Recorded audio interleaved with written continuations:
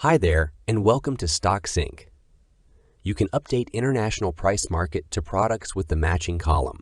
On the matching column of the feed, find or select International Price Market from the Store Product fields.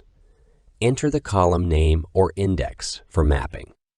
For the International Price Market field settings, you can set the price condition to markup or mark down product's price. For example, to mark up the price by 50%. Set rules as any price multiplied by 1.5. It will multiply all the prices by 1.5.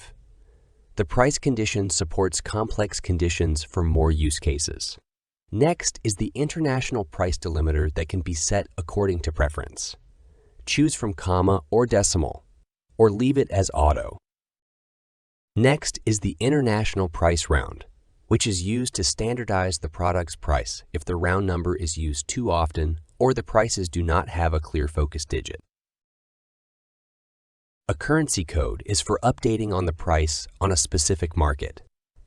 For example, if the Canadian market's currency is CAD, simply select the CAD currency and it will update it to the market accordingly. Once you are ready, click on Next, and all changes will be saved.